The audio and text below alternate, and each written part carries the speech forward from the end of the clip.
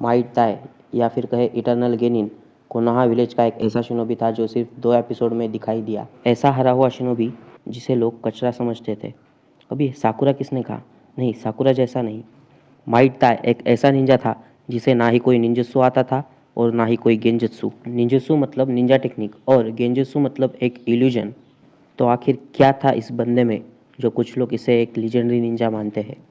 इस सवाल का जवाब जानने के लिए आपको नारुतो सीरीज़ के वो 2 एपिसोड ज़रूर देखने चाहिए। माइट ताय ने अपने 20 साल के ट्रेनिंग में सिर्फ एक चीज़ पूरी तरह से सीखी, जो थी 8 इनर गेट्स, एक फॉरबिडन निंजा टेक्निक जिसके इस्तेमाल से कुछ समय के लिए बहुत सारी ताकत मिलती थी, पर इसका इस्तेमाल करने वाले को अपनी जान गंवानी पड़ती थी। माइट ताय ने इस टेक्निक को खुद भी सीखा और अपने बेटे माइट गाय को भी सिखाया।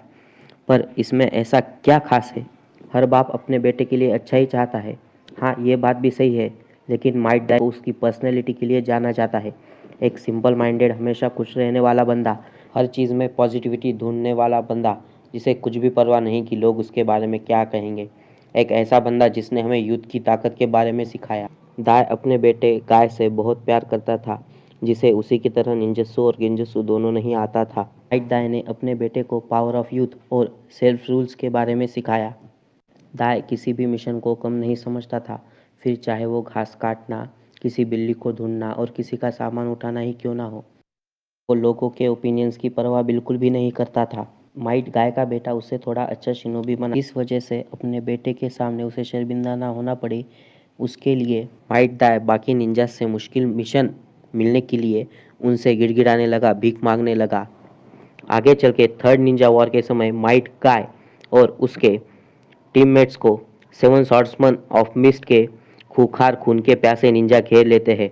तभी किसी तरह वहां माइट गाय आ जाता है और अपने बेटे और उसके साथियों को वो भागने के लिए कहता है। दाय 8 इनर गेट्स में से 8 गेट ओपन करता है, जिसमें से 8वां गेट गेट ऑफ डेथ होता है। इस कारण वो बहुत ताकतवर हो जाता है और 7 में से 4 मिस्ट के खूंखार निंजाओं को मौत के घाट उतार देता है, जिनमें से पहला जिनिन आकेबिनो, दूसरा कुशिनारू कुरियारारे, तीसरा जिनपाची मुनाशी और चौथा वो हिरेमाकारी का जो विल्डर है वो। इस घटना का जिक्र हम एपिसोड नंबर 456 में देखते हैं, जब उन 7 में से एक निंजा स्वॉर्ड्समैन इताची से माइट दाय के बारे में पूछता है। उस वक्त इताची कहता है कि मैं माइट गाय के बारे में जानता हूँ, लेकिन माइट दाय के बारे में नहीं। इसका मतलब ये होता है कि भले ही माइट दाय ने उस दिन उन तीनों को बचाया, लेकिन इस घटना को विलेज के किसी रिकॉर्ड में नहीं दिखाया गया, इसलिए इताची को ये बात पता नहीं थी। और इसका ये भी मतलब होता है कि माइट दाय की मौत सिर्फ माइट गाय और उसके 2 टीममेट के अलावा कोई नहीं जानता था, और इसमें कोई शक नहीं कि इस हीरो को वो तीनों मरते दम तक याद रखेंगे। मुझे पता है माइट दाय एक फिक्शनल कैरेक्टर है, लेकिन माइट दाय की इस 2 एपिसोड की स्टोरी की वजह से मैं उसे एक लीजेंड समझता हूँ। माइट दाय का मानना था कि असली जीत किसी ताकतवर को हराने में नहीं, बल्कि उन चीज़ों की रक्षा करने में है जो तुम्हारे दिल के करीब है।